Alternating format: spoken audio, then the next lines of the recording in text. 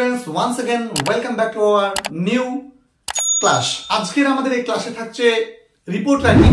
গত ভিডিওতে আমরা রিপোর্ট রাইটিং শিখছিলাম। আজকের ভিডিওতে আমরা সেই ক্লাসটাকে কন্টিনিউ করব। প্রথমত আমরা একটা পয়েন্টকে লক্ষ্য করব ভালো করে। এই পয়েন্টের উপর বেস করে কিভাবে একটা রিপোর্ট আমরা নিজে থেকে লিখব, অর্থাৎ পরীক্ষায় যদি আনকমন চলে আসে আমি কিভাবে এখান থেকে উদ্ধার হব। প্রশ্নটা পড়েই তোমরা দেখতে পাচ্ছ, massive fire in Bagri market. এখন অনেকেই বলতে পারো, স্যার আমাদের তো 2018 সালে রিপোর্ট পড়ে গিয়েছিল, আবার এই রিপোর্টটা করতে হবে। দেখো, আমরা কিন্তু কোনটা পড়েছে কোনটা পড়েনি এটা নিয়ে ডিল করছি না। We are dealing with how to write report. আমরা কিন্তু কিভাবে রিপোর্ট লিখতে হয় সেটা আমরা ডিল করছি, সেটা আমরা শিখতে চাইছি। সুতরাং প্রত্যেকটা জায়গাটা ভালো করে পড়ো। তাহলে এইটুকু অংশ থেকে আমি কিন্তু একটা টাইটেল করে দিতে পারি যে কি, ম্যাসিভ ফায়ার। এখানে ইন বলেছে, তুমি ইন দিয়ে বলতে পারো, বা এখানে তোমার অ্যাট থাকলে তুমি অ্যাট থাকলে এখানে অ্যাট দিয়ে বলতে পারো। আমি অ্যাট করে দিলাম, অ্যাট বাগড়ি মার্কেট। ঠিক আছে, বাগড়ি মার্কেট যেভাবে থাকবে তুমি সেভাবে লিখবে, কি সমস্যা? প্রেপোজিশনটা ছোট হাতে লিখতে হয়। এখানে বাই এ স্টাফ রিপোর্টার লিখতে হয়, লিখে দিলাম। এইটুকু নিয়ে কোনো সমস্যা নেই। কবে হচ্ছে রিপোর্টটা বলো তো? 15 সেপ্টেম্বর ঘটনাটা ঘটেছে, তুমি লিখবে 16th। দেখো কোথায়? কলকাতা, বাগড়ি মার্কেট কলকাতায়, তোমরা প্রত্যেকে জানো কলকাতা। 16th সেপ্টেম্বর পুরো ভাষায় লিখবে, তোমরা লিখলে। দেখো এইটুকু তোমার কাজ ছিল, একটা রিপোর্টের ফরম্যাট মেনটেন করা। এখন তুমি রিপোর্টটা লিখতে শুরু করো। প্রথমত কি লিখবে বলো? এই জায়গাটা দেখো, ইনসিডেন্ট কি। আমি তোমাদেরকে রিপোর্ট লেখার ক্ষেত্রে বলবো তোমরা 3W 2RM এই দেখো, তাহলে 3টে, 2টো 5টা আর 6টা, মোটামুটি তুমি 6টা বাক্য তুমি পাবে। একটা পয়েন্ট থেকে তুমি 6টা বাক্য পাচ্ছ, মানে 60 ওয়ার্ড তোমার অটোমেটিক হচ্ছে। এখন এর মধ্যে তোমাকে কিছু বৃদ্ধি করতে হবে, বাড়িয়ে বাড়িয়ে তোমাকে 100টা ওয়ার্ড পূরণ করতে হবে। তাহলে আমি এইটুকু লিখে দিলাম যে ম্যাসিভ ফায়ার। দেখো সব 5টা লিখবো। কি? ব্রোক আউট বলছে একটা ভয়ানক একটা অগ্নিকাণ্ড ঘটেছিল অ্যাট বাগড়ি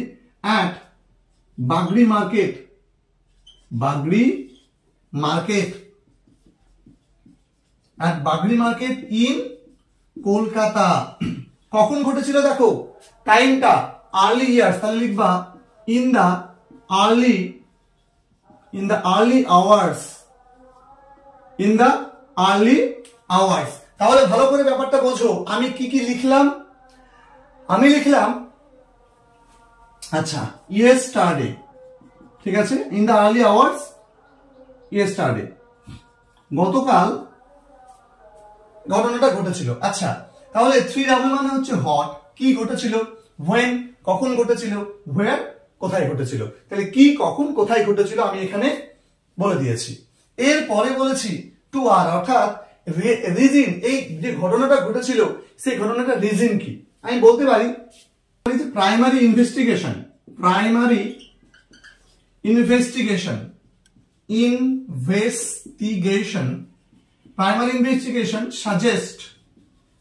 সাজেস্ট করে, suggest as the short circuit to be the cause of the fire। কিন্তু দেখো আমি এই কথাটা লিখবো, ফায়ার অ্যাক্সিডেন্ট হলে সাধারণত সেটা শর্ট সার্কিট থেকে হয়। তাহলে primary investigation suggest as the short circuit to be the cause of the fire. কিন্তু এখানে কজে লেখা ছিল নট নোন এক্স্যাক্টলি। তাহলে এক্স্যাক্টলি কারণটা কি ছিল? জানা ছিল না। তাহলে আমি এখানে কি লিখতে পারি?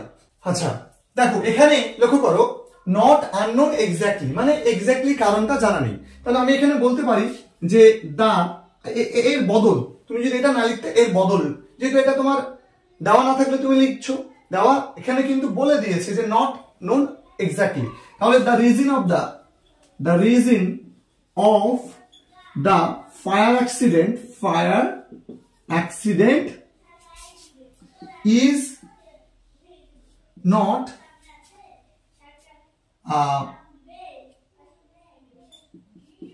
known, is not known মানে এখনো জানা যায়নি, ঠিক আছে, যে the reason of the fire accident is, আচ্ছা, is unknown yet, এরকম করে লিখতে পারো যে যে কারণটা unknown, এখনো পর্যন্ত unknown, ঠিক আছে।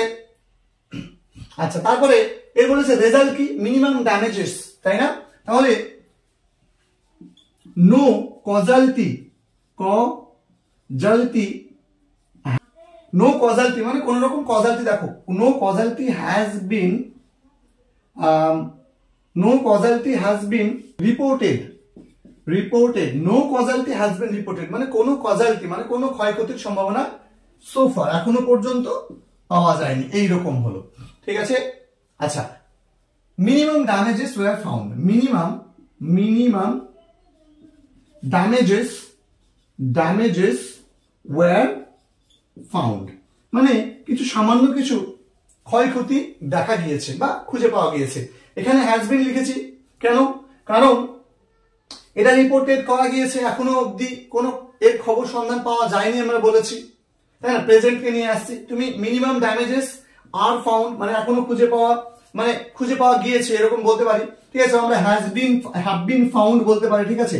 কিন্তু পাস্টে তুমি লিখতে পারো, প্রেজেন্টও লিখতে পারো, হ্যাভ বিন বা হ্যাড বিন যে কোনো লিখতে পারো, যে হ্যাড বিন ফাউন্ড মানে খুঁজে পাওয়া গিয়েছে। দেখো আমি বলছি যে খুব কম ক্ষতি মানে ক্ষয়ক্ষতি দেখা গিয়েছে, তাহলে আমি এখানে হ্যাভ বিন লিখবো, সুবিধা হবে বেশি।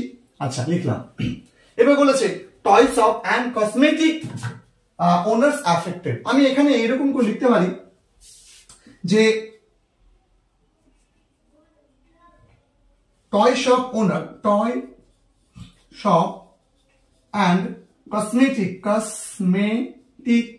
shop owners তাদের সবকিছু হারিয়েছে, তাহলে have lost everything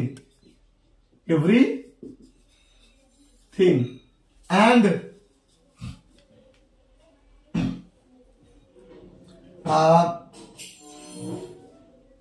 have been marked as the most affected people মানে এখানে আমরা কি বললাম যে toy shop and cosmetic shop owners have lost everything মানে সবকিছু হারিয়েছে, and have been marked এবং এদেরকে মার্ক করা হয়েছে কি হিসেবে, as the most affected people সবচেয়ে ক্ষতিগ্রস্ত মানুষ হিসেবে। তাহলে আমরা এতটুকু লিখেছি, এবার মুছে দিয়ে আমরা বাকি অংশটুকু লিখবো। ততক্ষণ তোমরা ভালো করে লক্ষ্য করে নাও, যাদের স্ক্রিনশট করার প্রয়োজন তারা এটাকে স্ক্রিনশট করে নাও। আচ্ছা, তাহলে আমরা মুছে দিলাম, মোটামুটি করে আমরা কিছুটা মুছে দিলাম, ঠিক আছে। আচ্ছা, কিছুটা মুছে দিলাম বলতে হবে এইটুকু শেষের দিকটাই মুছে দিলাম, ওকে।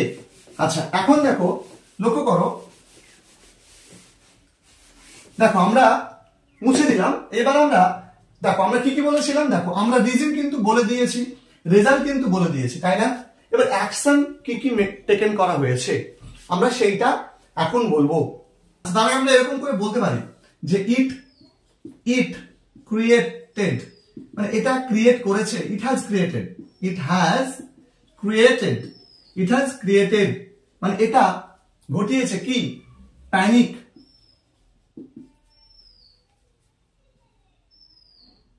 to the market এটা কি ঘটিয়েছে, আতঙ্ক ঘটিয়েছে, আতঙ্ক তৈরি করেছে। it has created panic to the market একটা প্যানিক সিচুয়েশন ক্রিয়েট করেছে, ঠিক আছে। ক্রিয়েটেড প্যানিক সিচুয়েশন তুমি বলতে পারো, প্যানিক সিচুয়েশন বলতে পারো, ঠিক আছে, to the market. After the accident এটাও তো এক ধরনের বিশেষ দুর্ঘটনা। তাহলে আফটার দ্য অ্যাক্সিডেন্ট তারপর ওখানে 30 ফায়ার টেন্ডার্স, তাহলে 30 ফায়ার টেন্ডার্স মানে হচ্ছে দমকল, ঠিক আছে। Fire tenders 30 fire tenders have been pressed মানে তাদেরকে প্রেস করা হয়েছে ইনটু দ্য সার্ভিস কি করার জন্য, টু extinguish the fire, আগুনটা নেভানোর জন্য কি করা হয়েছে, 30টা মতো দমকল বাহিনী কি করা হয়েছে সেখানে নিয়োগ করা হয়েছে। আর ফরেনসিক টিম ভিজিটেড, তাই না? তাহলে forensic team has also visited the accident spot। দেখো আমি সব কিসে লিখছি, হ্যাভ বা হ্যাজে লিখছি, তুমি ওইটুকু প্রেজেন্টে লিখেছো, বাকি তুমি সব পাস্টে লেখো। মানে দেখো প্রথমেরটা আমি পাস্টে লিখেছিলাম, বাকি সব কিন্তু প্রেজেন্টে চলছে, তাই না? তুমি লিখতে পারো, কোনো সমস্যা নেই। এর মধ্যে তুমি রিপোর্ট লিখতে গেলে সেখানে প্রেজেন্ট এবং পাস্ট টেন্স তুমি লিখতে পারো, কারণ প্রেজেন্টের পারফেক্ট লিখতে হবে আর পাস্ট লিখলে পাস্ট এর ইনডিফিনিট লিখতে হবে, এটাই মূলত বিষয়। তবে আমরা ঘটনাগুলো কিন্তু যেহেতু বলছি যে এই ঘটনা ঘটেছে, তার ইফেক্টটা এখন আমরা পাচ্ছি, তাই না? তার জন্য আমি এরকম করে লিখি। তুমি টোটালটাই ভিডিওতে লিখতে পারো, কোনো সমস্যার কিছু নেই। তাহলে forensic team has also visited the accident spot and started searching, মানে সার্চিং করা শুরু করেছে, বা তুমি বলতে পারো started looking into the actual cause of this, the actual cause of this, মানে actual মানে কি, আসল কারণ of this accident, এই যে ফায়ার অ্যাক্সিডেন্ট এর অ্যাকচুয়াল কারণটা কি সেটা এই করার জন্য হয়েছে। তাহলে এখানে আমরা বলতে পারি যে কি, mayor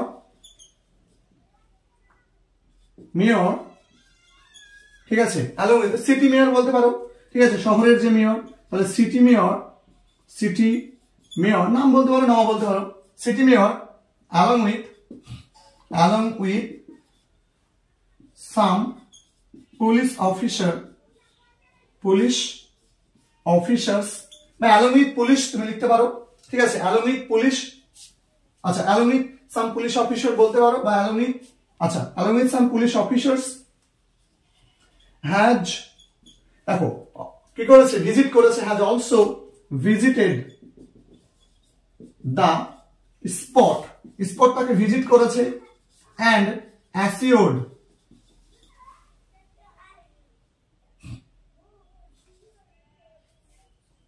to give all support to those তাদেরকে who